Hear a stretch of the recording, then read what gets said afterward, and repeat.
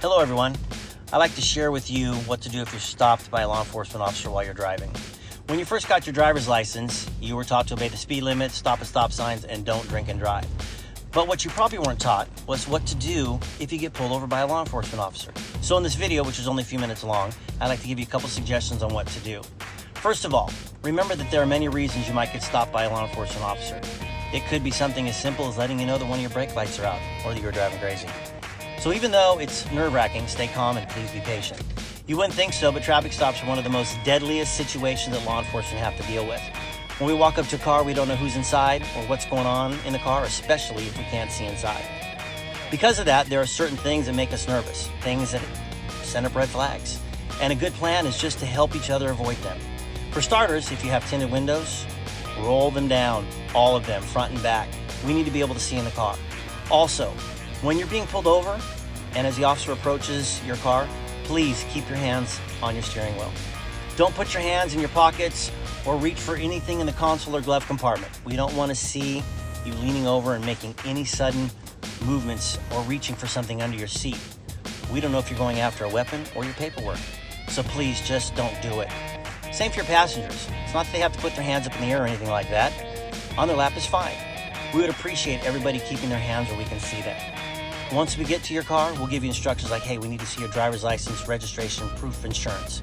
At that point, you can say to the officer, hey, my driver's license is in my back pocket, it's in my front pocket, console, wherever it is it okay for me to get it? Then wait for our instruction. Don't reach for anything until you're instructed to do so.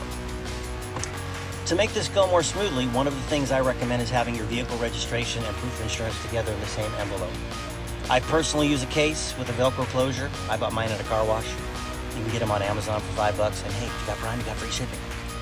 If you keep all of your information in a case like that, you can easily hand it over to the officer along with your ID or your driver's license. And a little hint for those of you that have the last 10 years of your registration and insurance renewals, throw them away. You don't need them. Having to dig through all those papers just makes this whole process take longer.